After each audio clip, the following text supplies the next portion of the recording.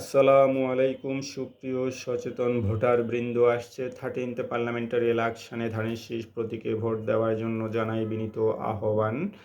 আর এই আহ্বানের পেছনে রয়েছে এক ঐতিহাসিক প্রেক্ষাপট। ধানের শীষ প্রতীকের মালিক ছিলেন বাংলাদেশের স্বপ্নদ্রষ্টা, ড্রিমার অব বাংলাদেশ, ফার্স্ট ভেইটিস মজলুম জননেতা মৌলানা ভাসানী। স্বাধীনতা পরবর্তী তিনি বুঝতে পারেন বাংলাদেশকে সভেরিন স্টেট হিসেবে প্রতিষ্ঠার ক্ষেত্রে শহীদ প্রেসিডেন্ট জিয়াউর রহমানের বিকল্প নেই। তাই তিনি ধানের শীষ প্রতীককে শহীদ প্রেসিডেন্ট জিয়াউর রহমানের হাতে অর্পণ করেন।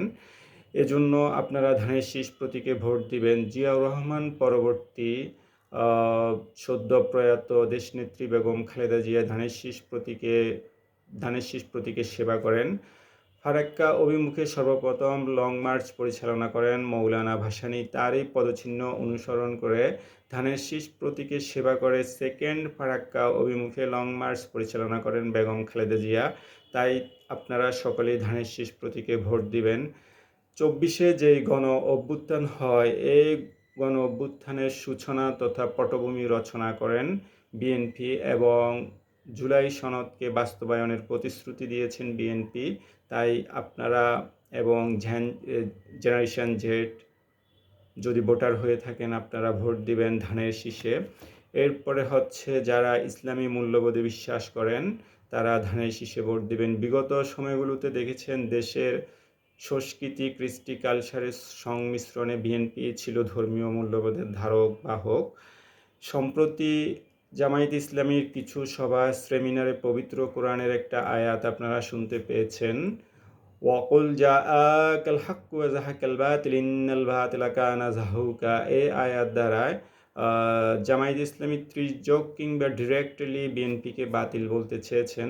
আমি বলবো এই আয়াতের তর্জমায় যেটা বলা হয়েছে, truth has come and falsehood has departed. Indeed is falsehood by nature ever bound to departed. অর্থাৎ সত্য এসেছে, মিথ্যার বিলুপ্তি হয়েছে, নিশ্চয় মিথ্যা বিলুপ্তি হওয়ারই ছিল। তো এইখানে যেটা বলা হয়েছে যে মিথ্যা বিলুপ্তি হওয়ারই ছিল, মিথ্যা বিলুপ্তি হয়েছে। আর এই মিথ্যার বিলুপ্তিটা ঘটাবেন স্বয়ং আল্লাহ রব্বুল আলামিন, মানুষ ঘটাতে পারে না, কিন্তু মানুষের মাধ্যমেই ঘটাবেন। আর বিএনপি যেহেতু স্বরূপে মাঠে ঘাটে বিরাজমান আছে, বিএনপির বিলুপ্তি ঘটেনি, সুতরাং এই আয়াত দ্বারা বিএনপিকে বাতিল বলা যাবে না। বিএনপি হচ্ছে এই দেশের মূল্যবোধ এবং ধর্মীয় যে অনুভূতি আছে সেটার সঠিক ধারক বাহক। এজন্য আপনারা ধানের শীষে ভোট দিবেন। এরপরে আসেন বিএনপির যে বুদ্ধিজীবী শ্রেণী তথা থিঙ্ক ট্যাঙ্ক রয়েছে, এই থিঙ্ক ট্যাঙ্কটা হলো কৃষক, শ্রমিক, শ্রমজীবী মানুষের সমন্বয়ে গঠিত। সুতরাং সাধারণ মানুষ বিএনপিকে ভোট দিবেন। আর সর্বশেষ যেটা বলবো, বাংলাদেশ ইসলামী ছাত্র শিবিরের যেই স্বর্ণযুগ বলা হয় তথা সোনালী যুগ 2001 থেকে 2006, এই সময়টাতেই বাংলাদেশ জামায়াতে ইসলামী এবং শিবির সমৃদ্ধি লাভ করে এবং খালেদা জিয়া ডিরেক্টলি প্যাট্রোনাইজ করেন।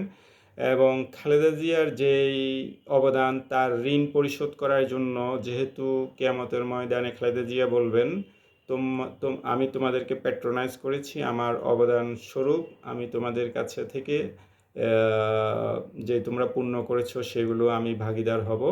তো খালেদা জিয়া যদি এই কথা বলে থাকেন কিয়ামতের মাঠে, আর জামাত যদি সেইখানে পুণ্যের সংকটে পড়ে খালেদা জিয়াকে তার ভাগ দিতে গিয়ে জামায়াতের আমির কিংবা যারা শিবির করেন হয়তো তারা স্বর্গে গমন নাও করতে পারেন।